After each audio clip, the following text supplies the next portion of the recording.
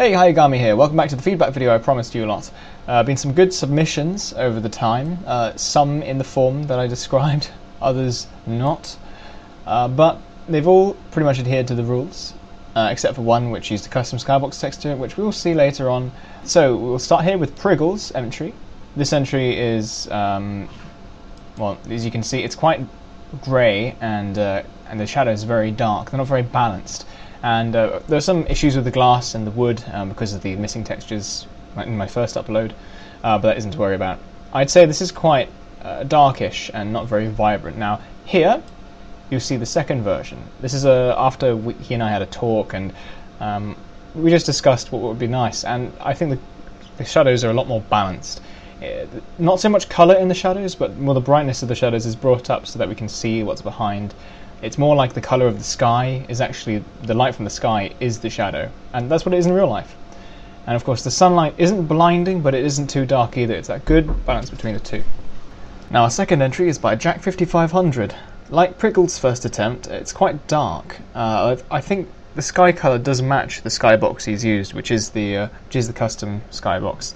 It's called Nightmare, and I'll come to that in a bit. Now, perhaps the ambient light could be more of a saturated blue, a more bluey blue to match that blueness I can see at the top of the screenshot. Now, about the sun angle, the angle isn't such an interesting choice, as it doesn't really play shadows over the face of the house, and I think that would make it more visually rich if the sun direction was more towards the house than it is now. The mood is quite unsettling. You know, the sky name is Nightmare, although I think it could probably be made even more unsettling if the sunlight wasn't so warm. It's quite an orangey yellow colour right now, and perhaps a more artificial, more whitey, maybe even bluish colour would fit it better. All in all, I think it's a rather balanced approach, apart from the fact that the sunlight is kind of dark. If you'd made it a little less colourful and perhaps a bit brighter, it would be more geared towards the feeling that I think you were trying to achieve. So have work on that and have some experimentation in your own time. Moving on, this entry is by Jax. Now, I'm probably going to be on saying a lot of bad points about it, but please don't take that as bad. I want you to take this as being constructive and be able to improve from the points I'm rising here. So here we have a sky colour which doesn't really match the skybox at all. The skybox and the lighting here are two completely different things from what I can see. Probably a mismatch, I'm not sure. But anyway, I'm moving on. Green colour represents sickness and unsettledness, maybe even pain. Did you know that? It's very interesting, lighting psychology. Blue is artificial, oranges and yellows are warm, reds are either dangerous or very focusing. White is extremely boring. But here green is sort of sickness, biological kind of feel. The ambient light here, by the way, in the shadow, I think is way too dark. It should be balanced more. It should be a brighter ambient light, and it hasn't really been used for fill light. It hasn't been used for any purpose. It's just been left dark. It should really be there to add colour and things. Perhaps try using a green ambient light instead of brightness, and making the ambient light green and the brightness more white. I don't know. It makes this look like rough work from the lack of balance between the two. Now, I'd like to point out that the inner corner of the house on the right side doesn't really show a difference in light intensity between the face facing us and the face facing left. It's not really very visually interesting if the light is the same on the two faces, so perhaps try changing your angles a little bit more clockwise to try and make a bigger shadow over the face of the house with a brighter ambient light, and brighter on one side than on the face facing us, if you get what I mean. Now, crossfade into Olizaika's version of the map. There's this really weird dreamlike colour scheme going on, this unrealness to it. I like it, how purpleness on the ground from the ambient light from the sky is really quite strange. I think that's the colour mauve, and the sunlight's really crisp and orange, and it really brings out the house quite vividly in front of us. Obviously this wouldn't apply to any kind of real-world application I can think of, other than on some alien planet with a red sun perhaps. I know VRAD was having some bad days with you, but I can tell from the shadow on the picture that you sent me that it was still too dark, the ambient light. You really got to bring up the shadows, bring up the ambient light brightness, and keep that colour in it. You don't want to ever lose the colour in the ambient light unless you're going for a very dull approach. But yeah, I really do like this experimentation you've done. Next up is Rush Freak's version.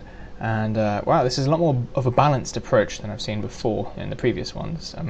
Still, I think overall it's too dark. For instance, the directional light, not even HDR, which I was running the game in, not even HDR brought up the brightness of that, because it was just a little bit too dark. But your shadows, I love that purpley bluishness you added from the colour of the sky there.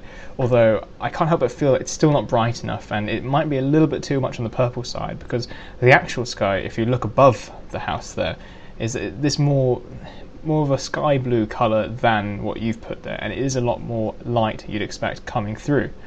I think the sunlight though, the colour could be a little less saturated, but brighter. Also, the soft lighting approach you've gone for is quite nice looking, but if you were doing more than just light environment, I'd really recommend adding a fog controller, as soft lighting connotes a very foggy atmosphere. Now, an example of it looking brighter would be as shown here, with my magic adding some brightness in After Effects. I think this would be a more balanced looking approach in general, and would look very good actually. Our next map is by Stickpotet. I love this. I really like this artificialness about it, this cold grittiness which gets to you, you know? It's really kind of cool feeling it gives you. As before, ambient light, bring it up a little bit. I know in this case that darkness works well, but completely black when viewing the whole map, it just doesn't really work, and it's not really that desirable unless you're in a night scene. Even then it's not desirable. So of course ambient, bring it up, give it colour too, and perhaps give it the sky colour, but leave the rest of the map as it is, because that particular tint you've got just right, I think. Segueing into STSO18's map. What have you done here? I didn't know what you're trying to achieve. You've got the angle is coming towards us, so the house is mainly in shadow. You've made it pitch black pretty much, and the brightness is hardly anything to speak of as well.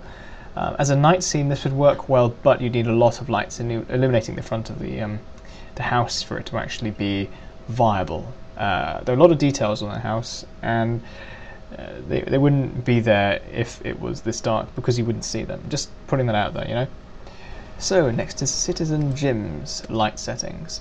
Here we have a very, very nice golden tint to the sunlight, but I can't help but feel that the main problem here is the angle. I know you follow the angle of what looks like you follow the skybox angle, but it's aiming towards us. We're not getting any of that brilliant gold colour on the house itself.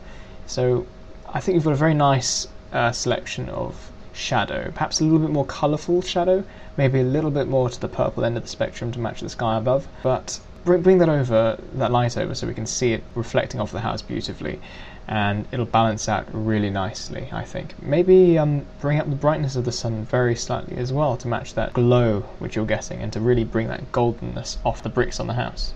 Urban Freedom. Similar points to Citizen Jim, I think. The angle isn't quite desirable because you don't really have much play between the shadow and the directional light over the front of the house. That colour though, I think it matches the skybox very well.